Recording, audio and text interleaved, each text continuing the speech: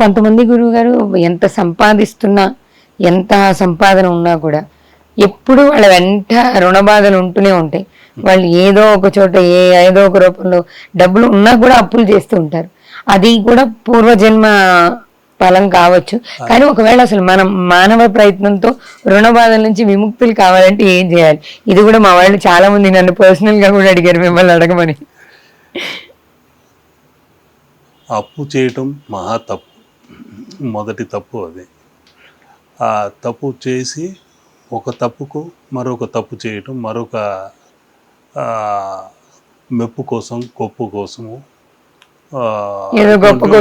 ఇవి చేస్తూ అప్పులు వడ్డీలు కట్టలేక కొందరు ఊరు వదిలి పారిపోవటము, లోకాన్ని వదిలి వెళ్ళిపోవటము, ఇటువంటివి చేసేసుకుంటుంటారు. మొదట మన శక్తి ఎంతో అంచనా వేసుకోవాలి. అప్పు తీర్చగలమా అనేది మన శక్తి ఏంటో తెలుసుకోవాలి. ఆ తర్వాత అప్పు తీసుకోవచ్చు, ఆ రుణం క్లియర్ చేసుకోవచ్చు. మొదటి తప్పు ఏంటంటే ఎదురింటి వాళ్ళు ఇందాక అన్నట్టు ఎదురింటి వాళ్ళు బాగున్నారు, వీళ్ళు బాగున్నారు, వాళ్ళు అది కొన్నారు, ఇది కొన్నారు, మన ఇంట్లో ఇవి లేవు, అవి తెచ్చుకోవాలి, ఇవి తెచ్చుకోవాలి అంటూ గొప్పల కోసమో మెప్పుల కోసమో వెళ్ళి తప్పులు చేస్తుంటారు, అప్పులు చేస్తుంటారు. అవన్నీ ఒక ఎత్తు అయితే, ఇంకా మీరు అడిగిన ప్రశ్న సూటిగా ఈ రుణ విమోచన కలగాలి అంటే ఏకైక మార్గము మంత్ర ప్రకారము అంగారక రుణ విమోచన స్తోత్రం అన్నది పఠించవచ్చు. సుబ్రహ్మణ్య స్వామి అంగారక రుణ విమోచన స్తోత్రం 900 గ్రాముల కందిపప్పు నైవేద్యంగా పెట్టి ఓం సాం శరవణ భవాయ నమః అనుకుంటూ ఆ కందిపప్పును నైవేద్యంగా చూపించి అది గోవులకు నానబెట్టి అందులో కాస్త బెల్లం వేసి తినిపిస్తూ రుణములన్నీ తీరిపోవాలి, మా అప్పులు తొలగాలి త్వరగా అని కోరుకుంటూ ఆ గోమాతను వేడుకోవాలి. వేడుకున్న తర్వాత తోక భాగం దగ్గర దండం పెట్టుకొని లక్ష్మీ కటాక్షం కలగాలి, మేము ఇతరులకు ఇలా ధన సహాయం చేసేలా ఉండాలి, కానీ ఇలా యాచించకుండా చేయి తల్లి అని కోరుకోవాలి. అది ముఖ్యమైన. ఇది అంటే మంగళవారం చేయాలి, అలా ఏమన్నా ఉందా గురుగారు? శనివారం చేస్తే ఉత్తమం. మంగళవారం నైవేద్యంగా పెట్టిన కందిపప్పు అలాగే పక్కకు పెట్టి శనివారం రోజున గోవుకు తినిపించమని తప్పకుండా మంచి ఫలితం ఉంటుంది. ఎన్ని వారాలు చేయాలి? మా వాళ్ళు ఇవి కూడా అడుగుతారు, ఎన్ని వారాలు చేయాలి వెంటనే కింద ఎందుకు అడగలేదండి. అమ్మవారు వచ్చి శుక్ర లక్ష్మి కాబట్టి 15 వారాలు, 24 వారాలు, 42 వారాలు, 60 వారాలు, ఇలా 6 సంఖ్య వచ్చేలాగా కూడితే 6 వచ్చేలాగా ఉంటే మంచిది.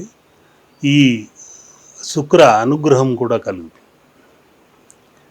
ఆ శుక్ర అనుగ్రహం కలిగితే రాక్షసంగా పోరాడి అప్పులు చేయకుండా కష్టపడి సంపాదించుకుంటారు. ఆయన రాక్షస గురువు కాబట్టి శుక్రుడు. కాబట్టి ధనం అనే దానికోసం మనకున్న స్తోమత ఏంటో గుర్తించి ఆ తర్వాత అప్పు తీసుకోవాలి.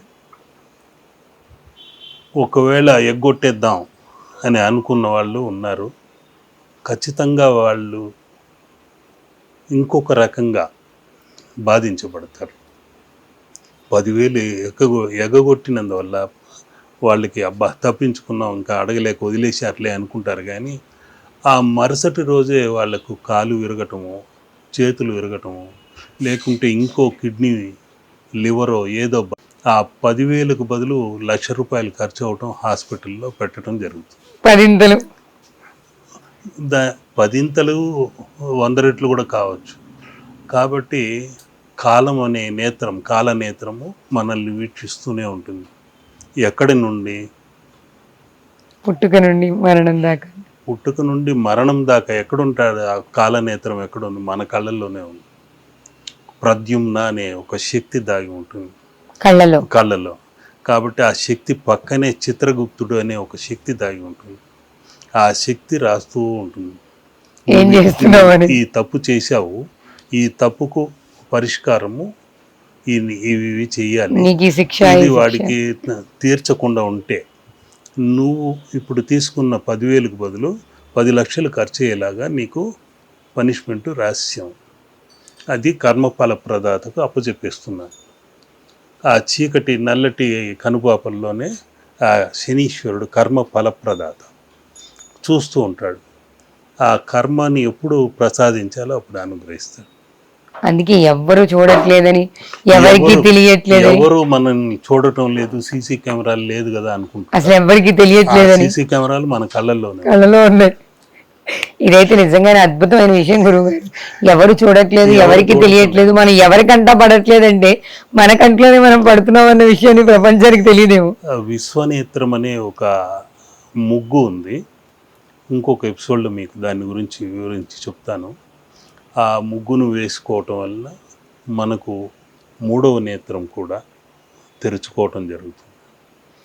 అది ఇంకొక ఎపిసోడ్లో తెలుసుకుందాం.